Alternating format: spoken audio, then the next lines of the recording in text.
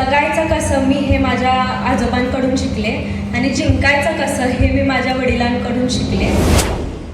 B strong, stand up, be strong, be bold, take all the responsibility on your own shoulders and know that you are the creator of your own destiny. आज आम्ही हा वारसा पुढे नेत आहोत आणि माझे चुलते, माझे काका राहुल इंगोले यांच्याकडे आम्ही ही दोरी देत आहोत. कोल्हापूरच्या राजकीय आखाड्यामध्ये सध्या शिवसेना उद्धव बाळासाहेब ठाकरे पक्षाचे जिल्हाप्रमुख रविकिरण इंगवले पुन्हा एकदा चर्चेत आलेत.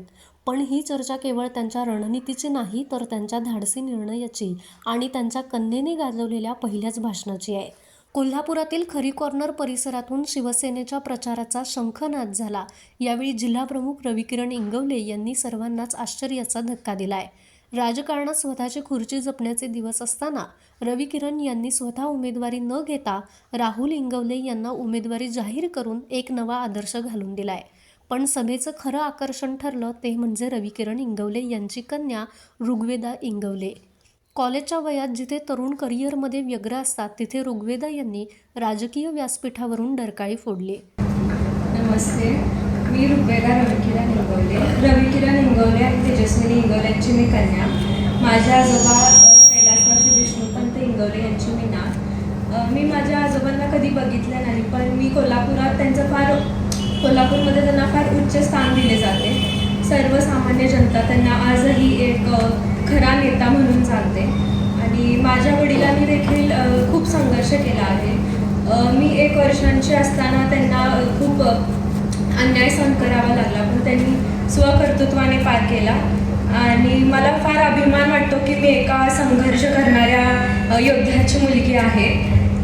कारण की त्यांनी फार सहन करून त्यातून पुढे मोठे झालेले असे व्यक्तित्व आहे आणि माझे वडील आहेत. आणि मला असं सांगायचं आहे की माझी आई देखील एका राजकीय घराण्यातून आलेली आहे. तिने देखील माझ्या बाबांच्या पाठीमागे कायम एक हिमालय पर्वतसारखी उभी असते आणि कधी साथ सोडला नाही.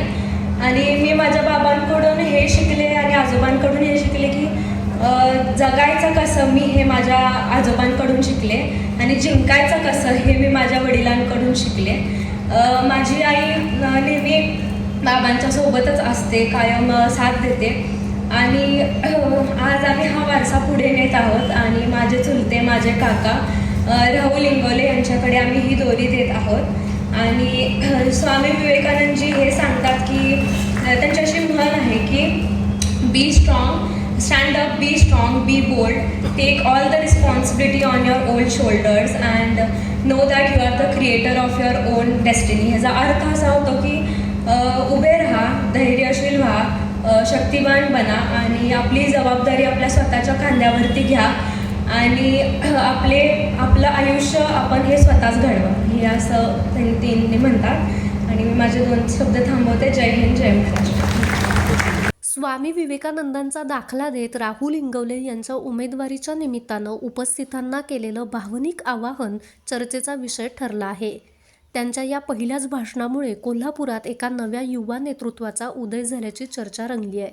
यावेळी शिवसेना नेते सुनील मोदी, उमेदवार राहुल इंगवले, सागर साळोखे, स्मिता इंगवले आणि सचिन मांगले यांच्यासह शेकडो शिवसैनिक उपस्थित होते. घराघरात भगवा पोहोचवण्याचा निर्धार करत खरी कॉर्नरवरून निघालेला हा प्रचाराचा रथ आता प्रभाग 10 मध्ये काय चमत्कार घडवतो याकडे सर्वांचं लक्ष लागलंय.